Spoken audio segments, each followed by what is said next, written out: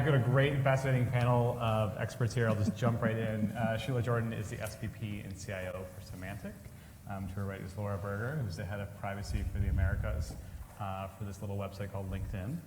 And then Dim Dolce is the CEO of Lookout, a security firm. I will start on the very macabre topic.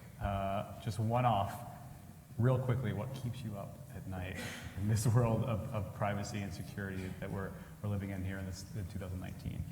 Sheila, can I start with you? Yeah, sure. So I'd say, it's almost everything. I think the CIO jobs are really, in so many ways it hasn't changed. The actual scope of the CIO job is to protect and secure the company's largest asset, which is our data.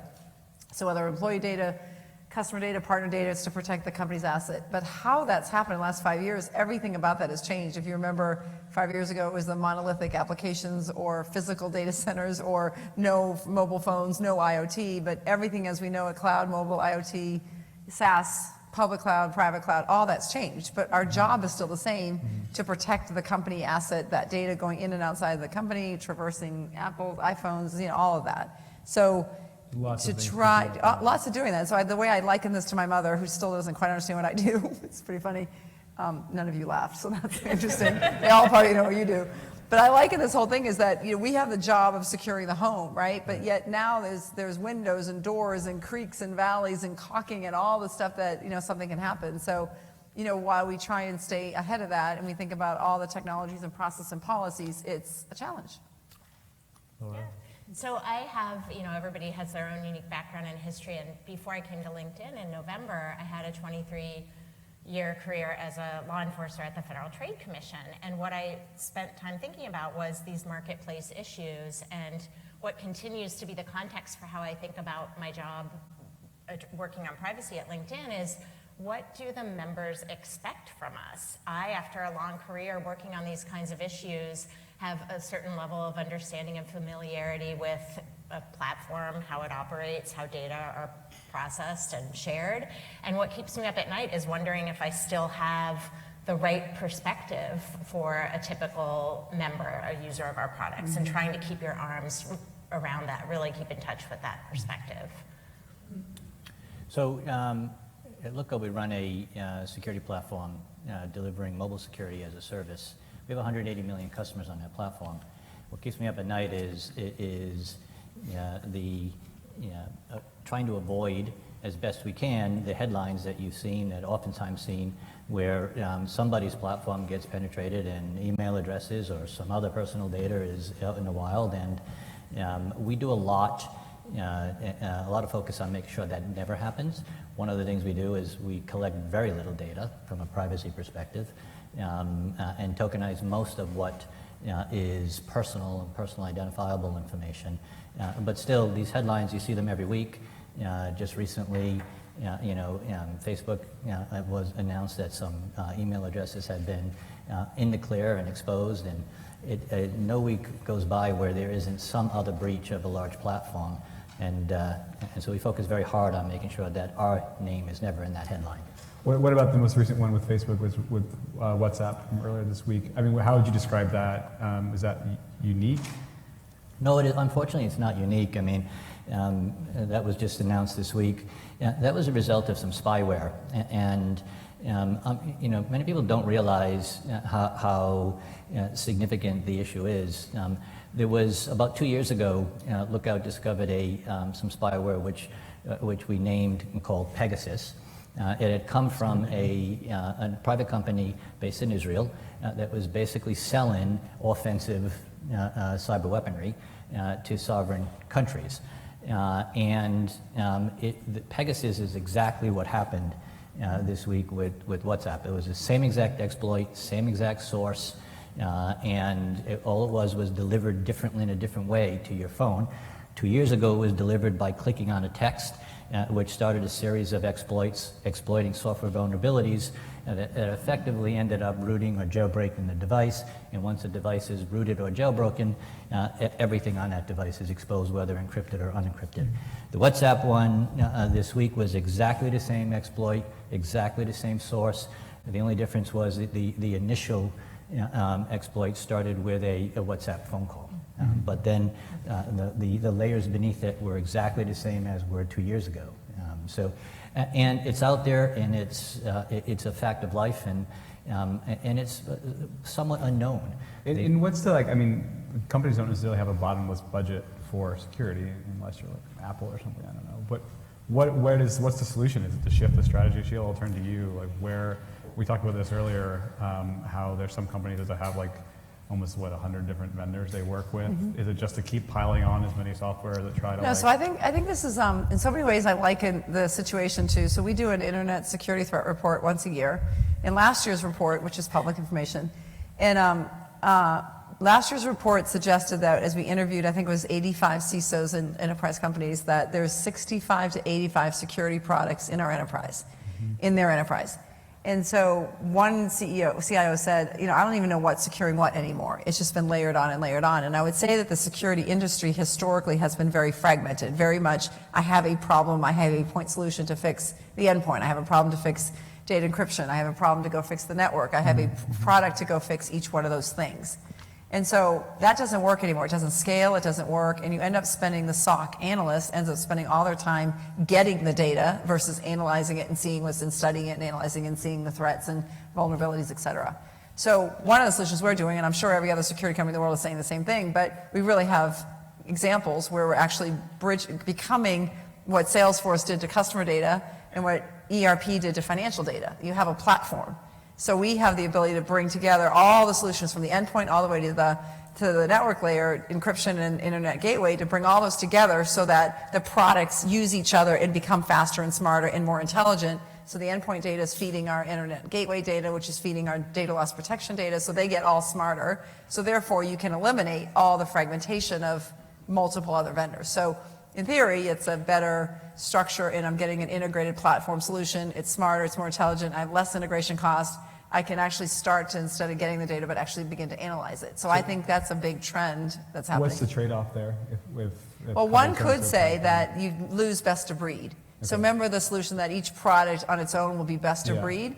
So, but is best of breed better than a platform that's good enough? But you also don't want to lose quality and things like that. So you have to, there's certain areas you've got to go balance. Is there any sort of like one breach away from like, oh, that strategy didn't work? Yeah. Let's try a different one. Yeah. Well, so I think one of the things Symantec's doing is, out of our top 5 products, we're top 4, and 4 out of the 5 are top Magic Quadrant. So you have to have quality, and they got to work for sure, especially in the space. So it's something to check. But there's also, I think was mentioned earlier, is that the threat vector changes with where we are. So at some point, years ago, we said, okay, it's no longer about the endpoint. The endpoint's all back with mobile devices. The endpoint's different, but it's all back to endpoint. So you got to really decide what's the biggest threat that you want, the threat that you have, and then kind of triple protect it. We turn a little bit to privacy, like sort of on the side of the coin. Was it 2 weeks ago? Mark Zuckerberg had a big poster behind him, right? Facebook's future is private. The next week, Google came out, and their big emphasis is private. There's a lot of reasons why.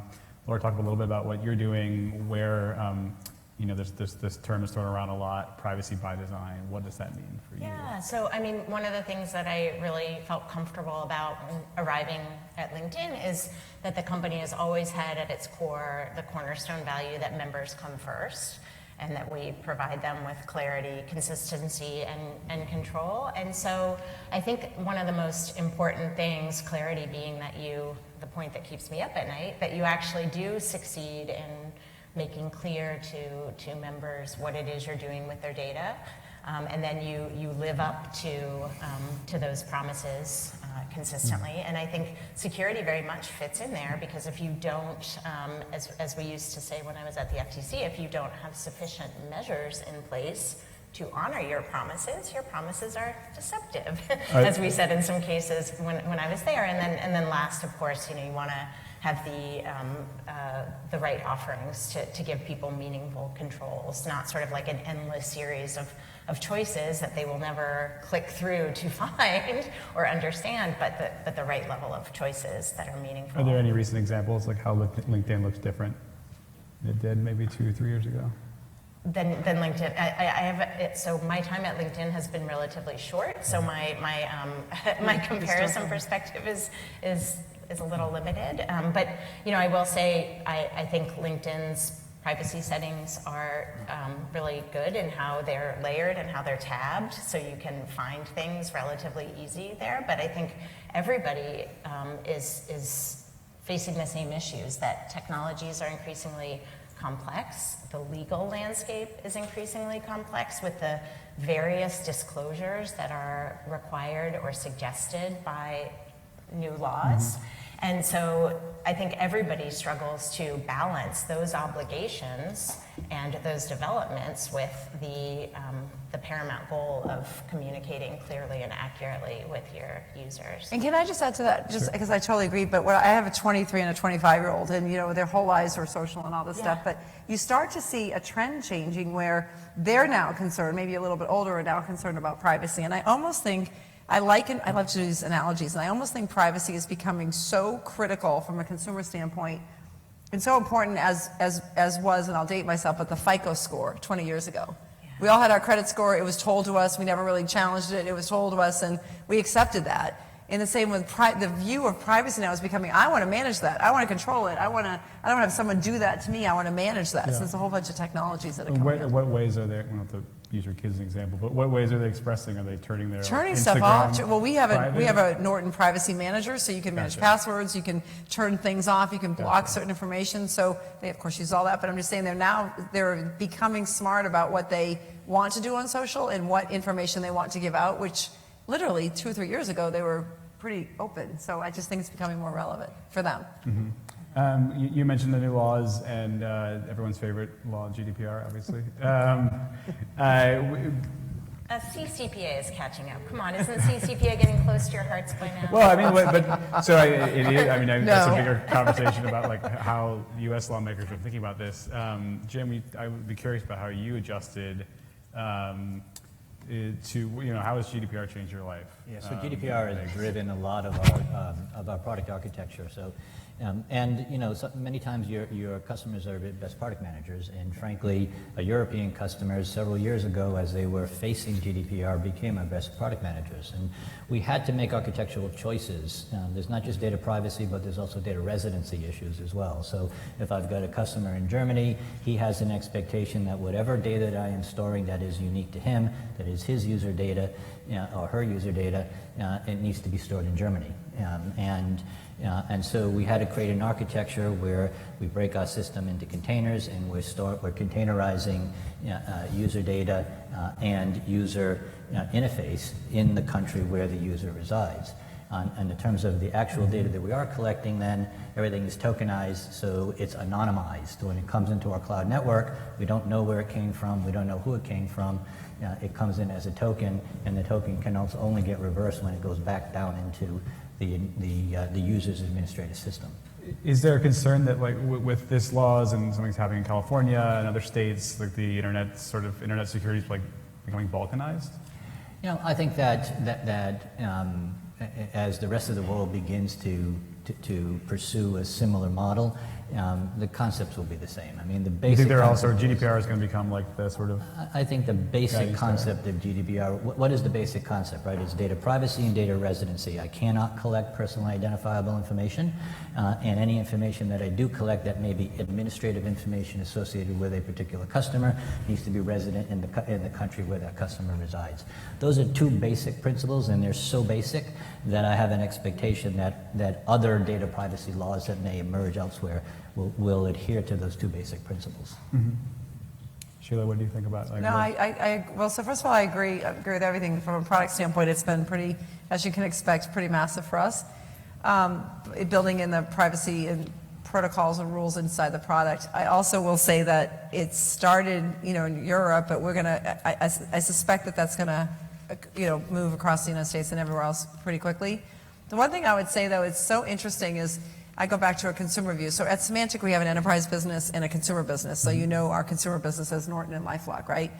So what I find interesting is in the GDPR rules, one of them is I get the choice to opt out as a consumer. I want to opt out, which means forget me. Forget who I am.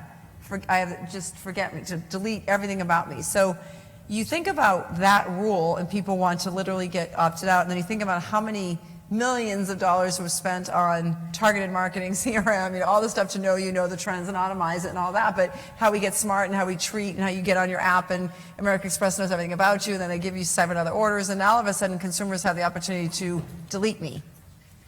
If they can find it. There's rules that they can go in and say, delete me and my entire record. Yeah. So what we do is take your name out. The record's still there because we, of course, want to still book revenue, but the name's gone. So all of a sudden, all that personal, it takes its turn. It will have an impact. I don't know what it is yet, but it will have an impact on what we know as kind of CRM and personalization and customization because you're asking to delete me, which means delete everything about me.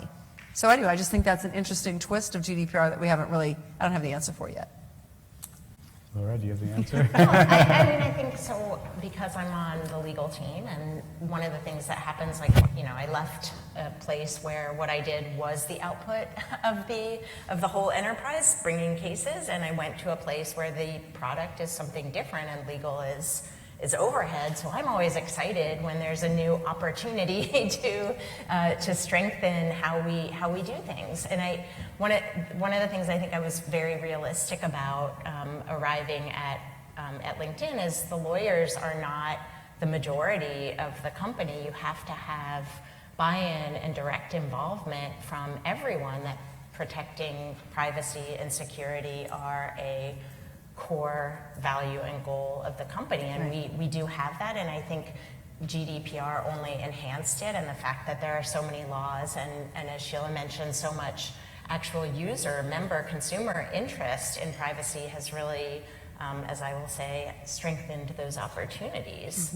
But we have I think a lot of our focus has been on getting folks involved throughout the company in really being invested and involved in maintaining privacy. So we have a privacy champions program where we invite folks from the engineering team to come and take a course that meets weekly for 6 months, and then if they choose to, we have them enroll to take a privacy professional exam, and they do a presentation back to us to make suggestions about how to improve privacy at LinkedIn. That's incredibly valuable.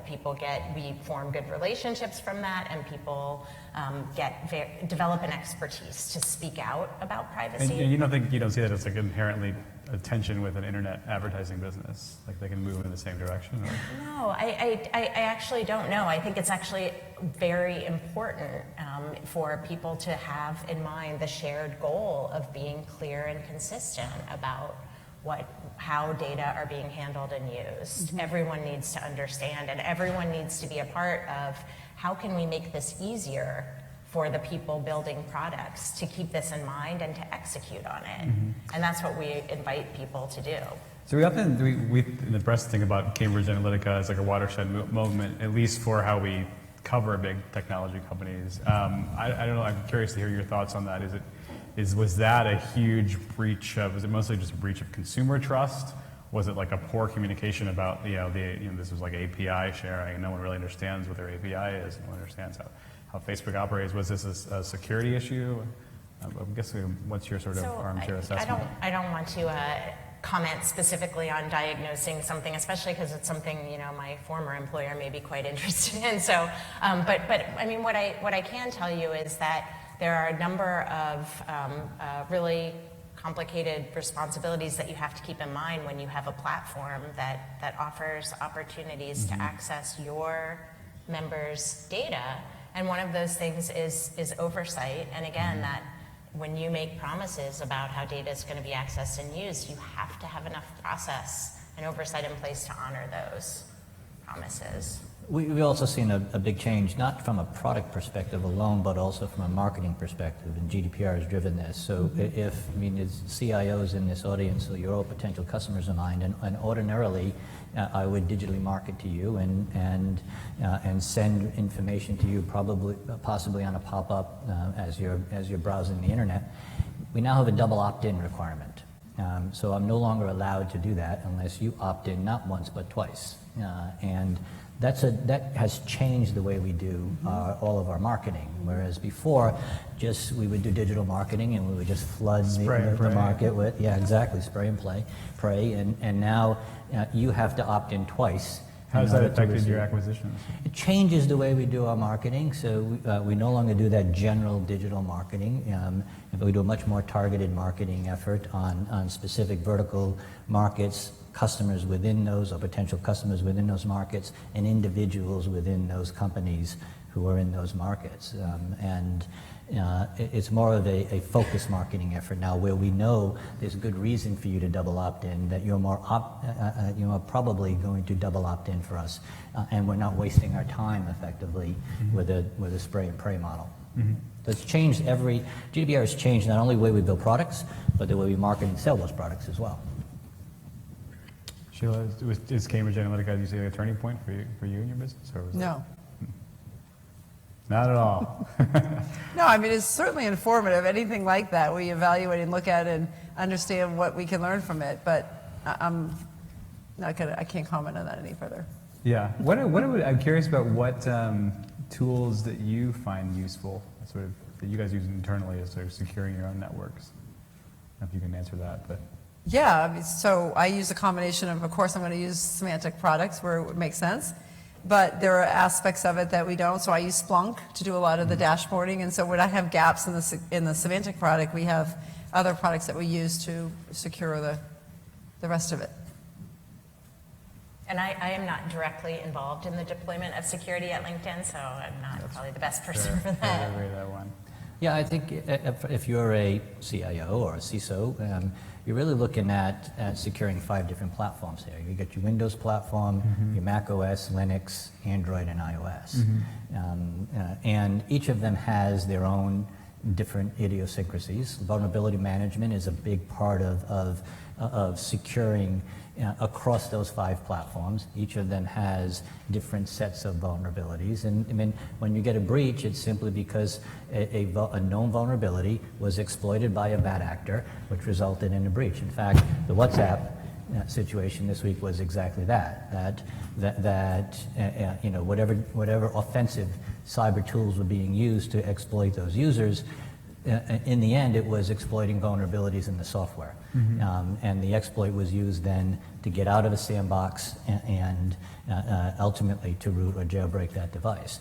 And so you got 5 different software platforms, and each of those 5 different software platforms has to be looked at in a different way, especially the mobile platforms, which operate very differently, Android and iOS, which operate very differently than the traditional desktop and laptop platforms. Whether it's Windows or Mac OS or Linux, you can actually get into the kernel of those devices, whereas if it's Android or iOS, all of your applications are sandboxed. And it takes very different tools to sort of address, as everyone in this room probably knows, to address that spectrum of platforms. And the Internet of Things is just a Wild West that's like not even guaranteed. The Internet of Things won't be able to be done as an endpoint with an endpoint solution, because there are just way too many combinations and permutations of endpoints. And so the IoT devices are generally done through gateways. To the extent is, if I've got IoT devices in my house, in order for them to communicate externally to the internet, they have to go through a gateway. And so what we do is we look at the various different flows going through that gateway, and we look at behaviors, and we learn about behaviors, and when we see a behavioral anomaly, we can shut that flow down. Yeah, but I'm just going to respectfully disagree with you, or add to what you said. So the breach is one thing. Okay, the breach is one thing, but that is like the bodyguard at the door. And yes, we need to do it, and yes, we need to keep the bad guys out. I get it. But there's so much other technologies that are much more proactive. For example, CASB, which is a cloud access security broker. If you don't have one, there's many out there. So we have a great one, but there's others that give a CIO lens into what cloud products your company is using that you don't know. Unsanctioned cloud products. If you were to tell me we're sanctioned on Box, if you were to tell me that we had 120 different users on Dropbox, I would have said there's no way. There's no way we have Dropbox users. Why would they use Dropbox? We've got Box. We had 120 Dropbox users that, what I call credit card applications. When you put CASB with DLP, which is data loss protection, guess what? I can now see what cloud products are being used in the company that are non-IT sanctioned, and I can see with data loss protection what content is going in and out. So if you think you got a rogue employee or a rogue group or bad behavior in a certain region or a country, you can absolutely see what's going on, even though none of that's in the corporate IT infrastructure. So I agree that there's the bodyguard and the bad guys keeping them out. That's a huge important part of security, but so is proactive monitoring, so is using these other tools. Data encryption is really big. There's other things to do much more proactively too. Mm-hmm. What's holding companies back? Is it spending? Well, here's what I think. The statistics shows, I'll state it a little bit wrong, but the only part of the IT spend, if the CISO reports to the CIO, is the CISO spend typically. Mm-hmm.